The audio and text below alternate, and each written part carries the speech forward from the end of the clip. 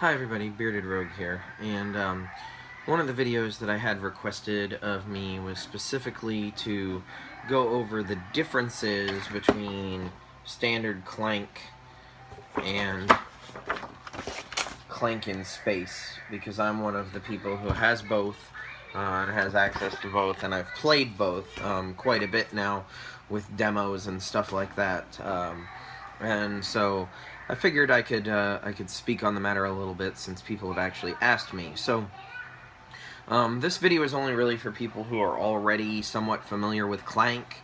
I'm not going to go through all of the rules of Clank or Clank in space. I'm just going to cover kind of the differences between the two. Some of the differences are going to be really obvious, some of them are going to be a little bit more gameplay related, but overall I'm going to just kind of cover the differences. So, the first obvious difference is Clank is a fantasy-based setting, Clank in Space is a sci-fi space type setting. That one seems really obvious, but I think it's something that's got a little bit more to it than that. Standard Clank is very standard fantasy, like boilerplate fantasy. There may be some like homages or allusions to things that exist in fantasy storylines, but Clank in Space is rife with references to various other things. Like, you've got Killbot Daleks, you've got Hubba the Yurt,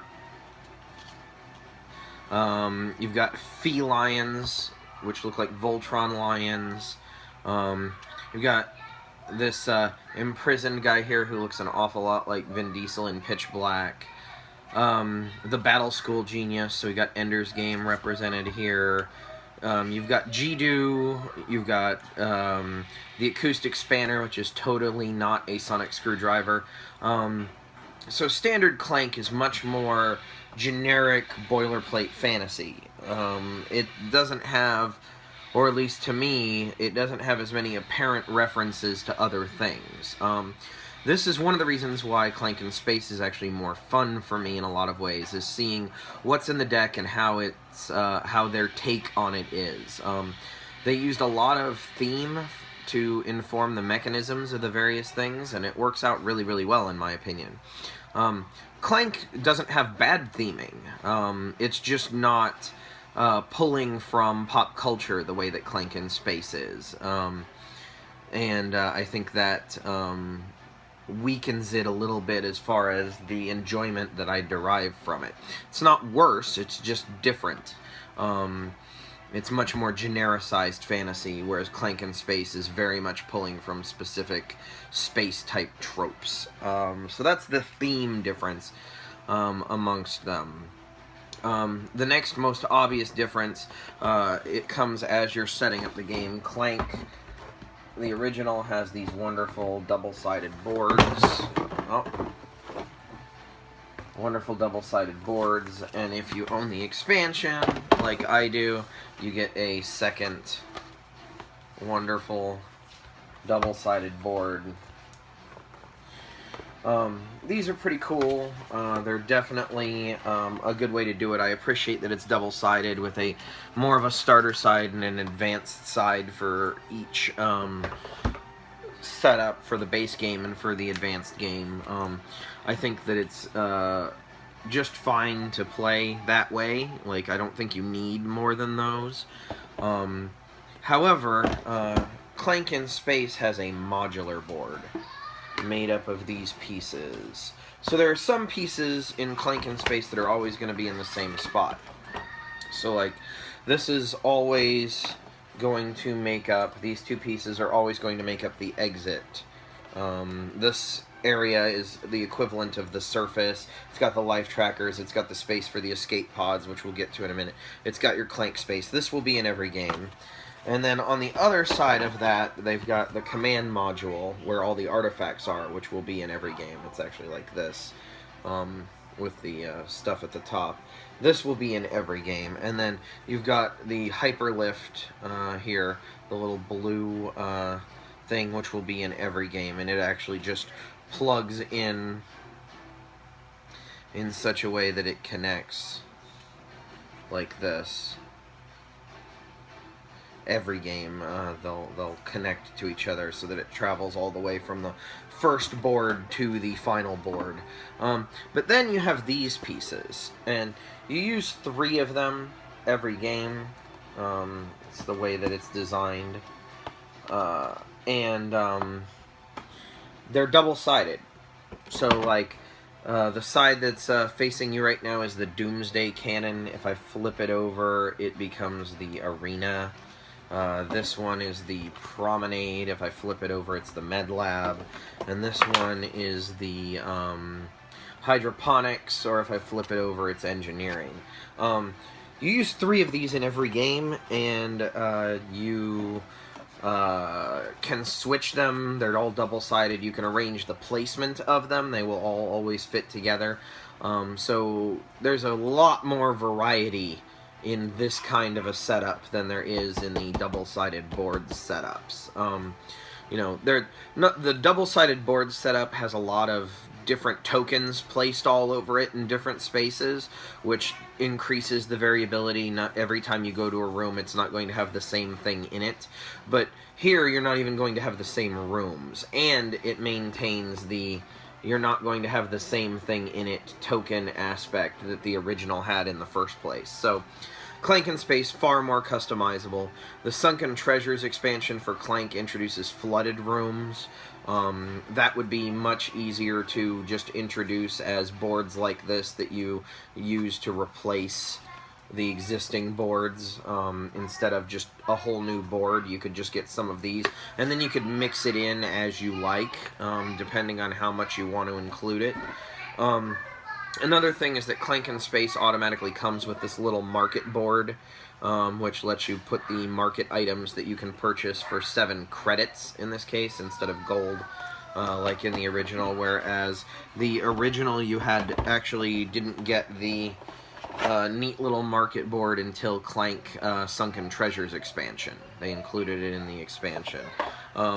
It's a very useful thing. The Clank board already has a whole bunch of tokens on it, so having a place to store all the little market tokens is really useful. It's more important in Clank in Space because, as you'll see, the market spaces are all these slightly yellow-tinged areas that are all over, like they're scattered amongst the modules. So there's no centralized location like on the easy Clank board in the original, where all of them are going to be around these 4 market squares, and that's the only market squares on the board. So that's a difference that exists. The modular boards, in my opinion, are going to lead to a lot more variability and a lot more easy expansion, because they won't have to produce a brand new double-sided board for every expansion to show off the new mechanisms they create. I mean, I suppose they could just do expansions that are nothing but cards, but the game has enough cards as it is. Having things that do totally new and unique things is pretty cool.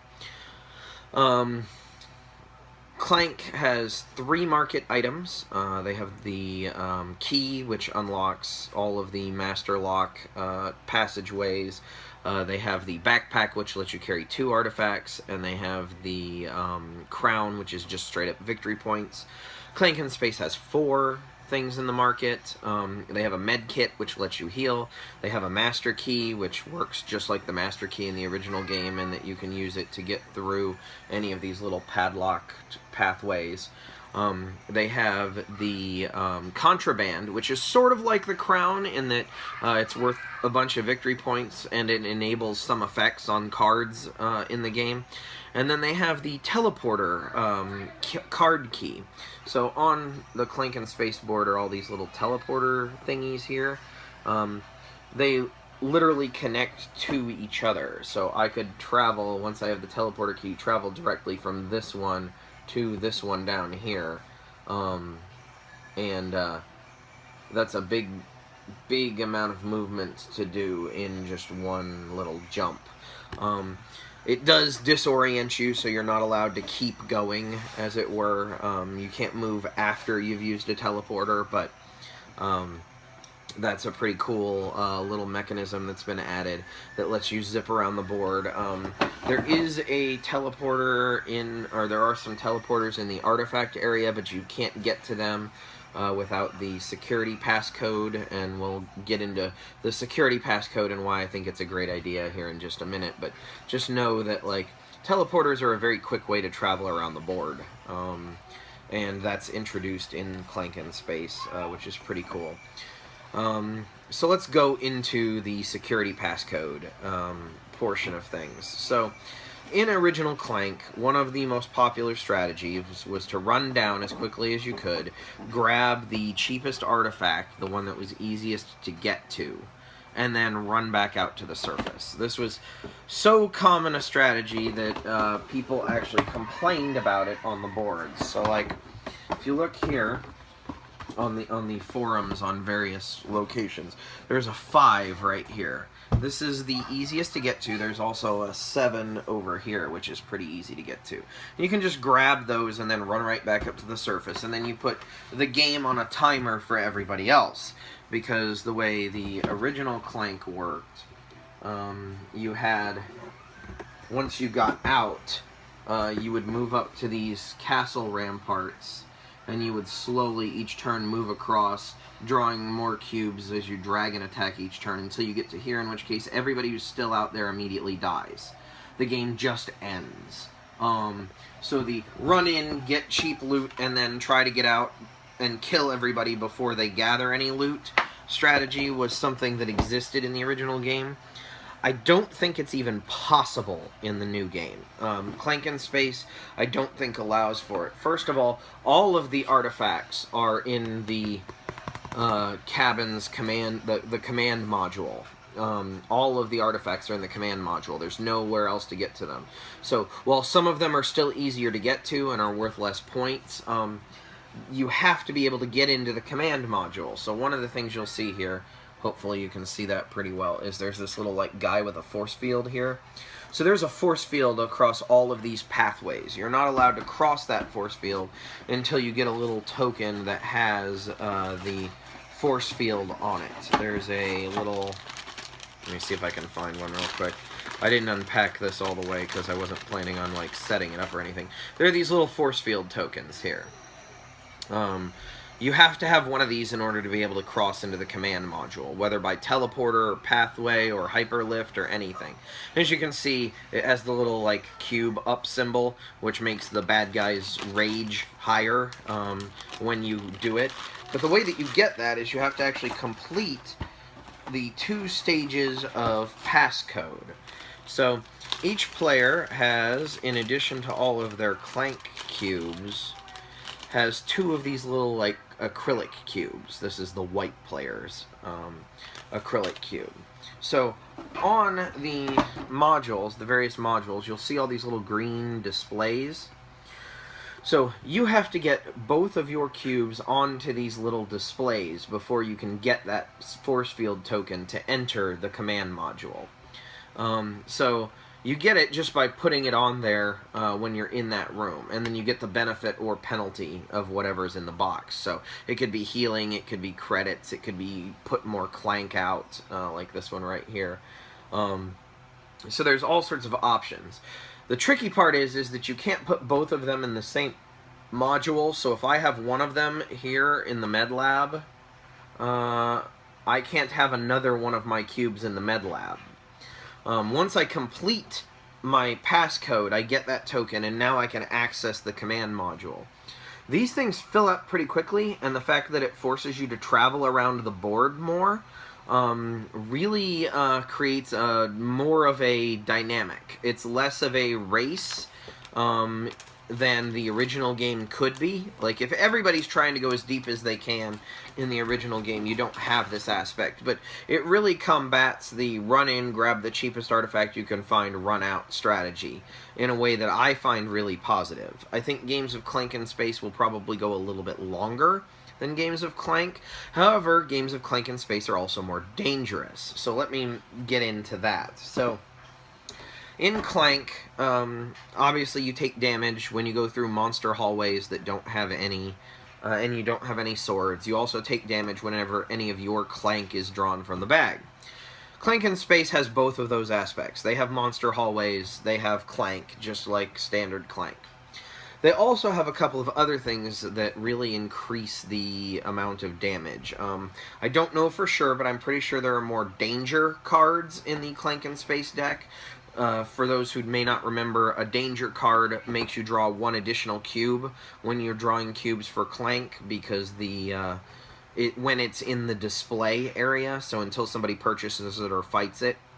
You'll also see the rage track here has some different aspects to it. So these little spaces hold red cubes. There's no red player in Clank in Space. They replaced it with... they use 4 different colors. They use orange, blue, white, and purple as the player colors. So the red cubes are bounty hunters.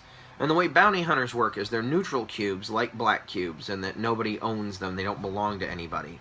But once Lord Eradicus, the bad guy, gets mad enough that it's taken from here and put in the Clank area, if it ever gets drawn from the bag, everybody takes damage.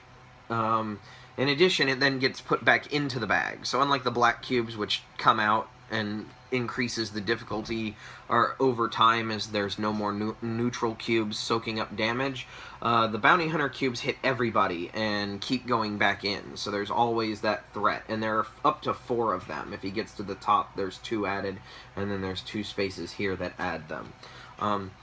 The bounty hunter cubes really increase the amount of damage that people take in the course of a game. It also seems like there are more monster hallways in Clank in Space than there are in standard Clank. So the damage that's done really ramps up. In addition, one of the big differences is that in Clank in Space, there are 4 exits. I'm only holding up 2 of them here. I'm not going to put the boards together, but there are 4 exits. Instead of going back to the same entrance that you came in, you have to get to one of the escape pods. There are 4 of them. If you're trying to get to the same escape pod as one of your friends, oh well, you'd best find a different route. In addition, once somebody takes an escape pod, every time their turn comes up, you'll draw 4 cubes. You'll put everything from the Clank area into the bag and draw 4 cubes from the bag. So generating Clank later on becomes more and more of a problem because there's less and less of an opportunity to clear it out. Because in between every one of your turns, all of the Clank that you left behind will be thrown into the bag. In addition, they're drawing 4 cubes every turn, and that's regardless of where Lord Eradicus's rage is. You just draw 4 cubes every time that person's turn comes up. So once somebody gets out, they are putting everybody on a timer again, but it's a hit point timer. It's a timer that you can manage. One of the problems in the original Clank is that somebody would get up there and you have 5 turns to get out and you just never draw your boots, which let you move out of the freaking dungeon. And you'd just be screwed because your deck came out in a certain order. In Clank in Space, you're not going to die instantly. You're going to die because you run out of hit points.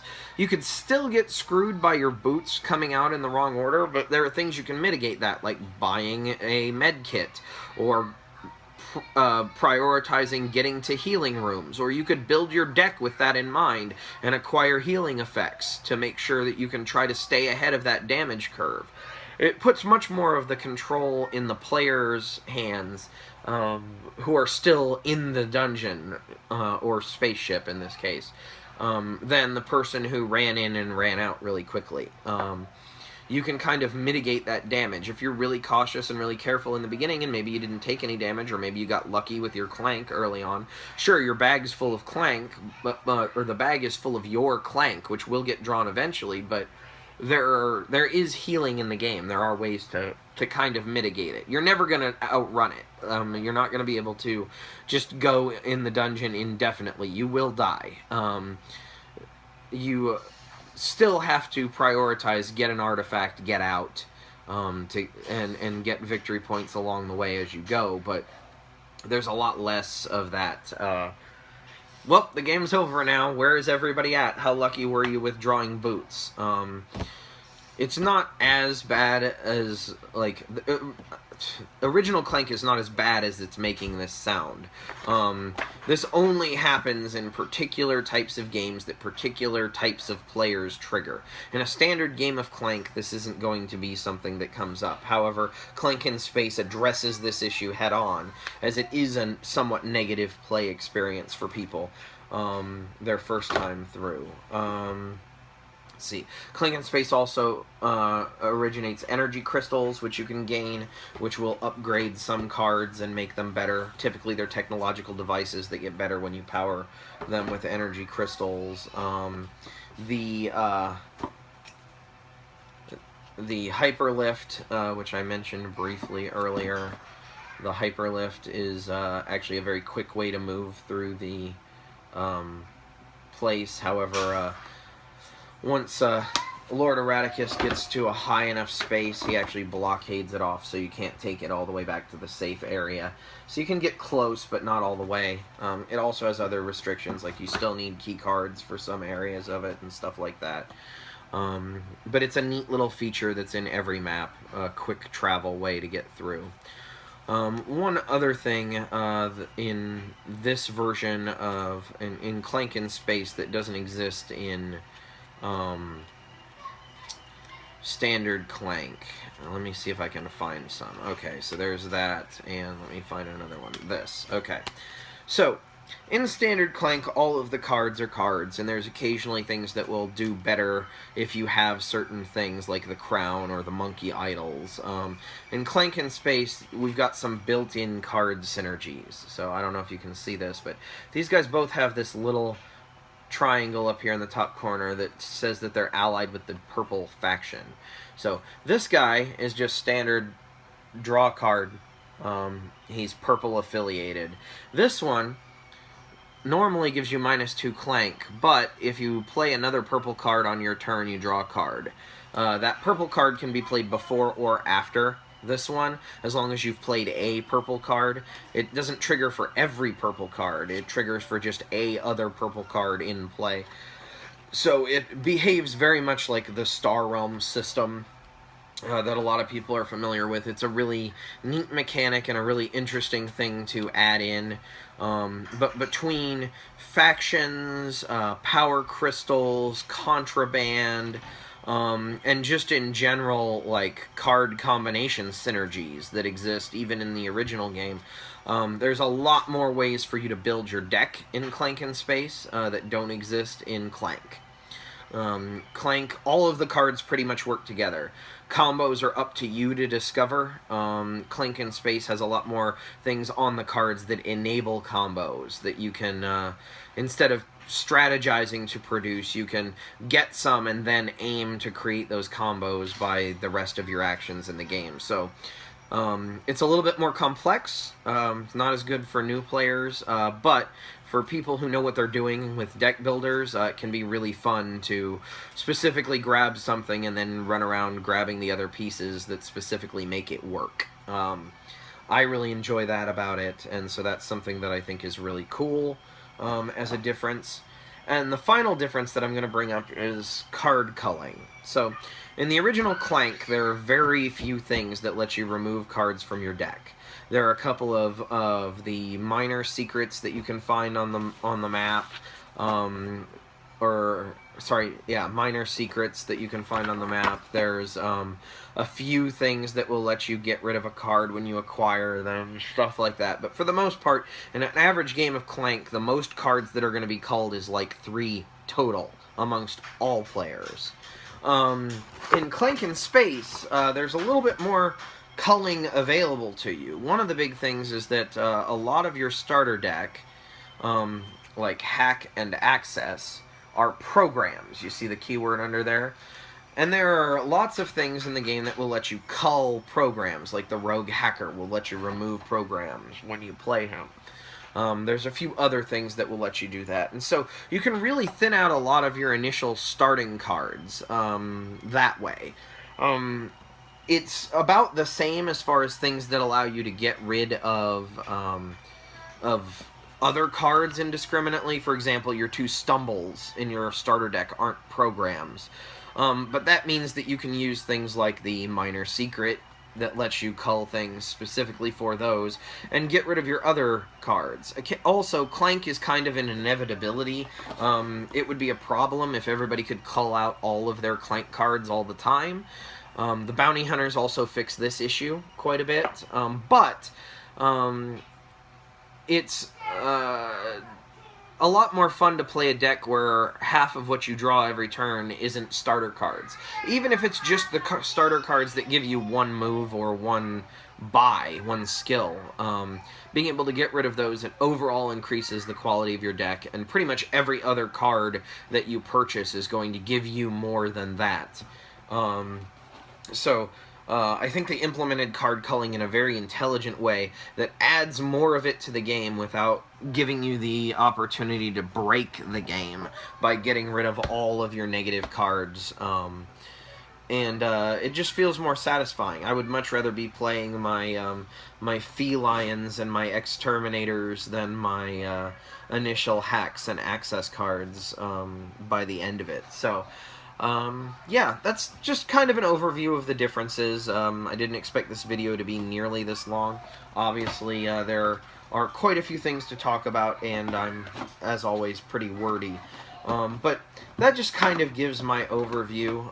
As far as who I would think would enjoy each game, I think that if you are a heavier gamer, you are probably going to like Clank in Space more. Just because there's more options and variety inside the game.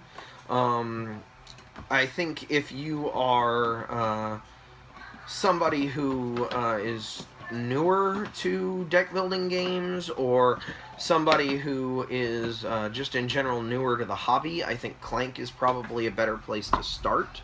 There will be a lot less overhead on what to learn in Clank, but I think overall Clank in Space is going to be much more rewarding long term for people who stick with the hobby. The game has a lot more thought put into stopping some of the degenerate situations that could exist in Clank. The Sunken Treasures maps largely fix those too. In the original Clank, so if you get Clank in the expansion, it's not nearly as big of a deal, but Clank in Space as a standalone game fixes it. I think the modular board is going to make it more expandable going forward. The pop culture references that exist inside of it, beyond just generic fantasy, really make it more enjoyable for me at the table. I can be looking around and see references to, at any given time, you know, Doctor Who, the Predator, Terminator, and Voltron on the table at the same time. That could be jarring for some people, so maybe some people wouldn't like that as much, but I get the same kind of feeling from that as I do from Munchkin, but in a much better game. So, yeah, Clank in Space versus Clank. Those are the differences. I think both of them are really good games. I think you could get by with just having one in your collection versus both of them if you really wanted to. I think Clank is better for newer players or players who like lighter games. I think Clank in Space is better for people who like more heavy gamery games. Its games are going to run a little bit longer, and there's going to be a little bit more to them as far as things you have to keep track of. Clank is much more streamlined and will just go faster. So that's kind of where I stand on that. Both good games, just depends on what you're looking for. Anyway, I hope this video was interesting and that you guys got something out of it. And if you have any questions, as always, just feel free to ask. Bearded Rogue, out.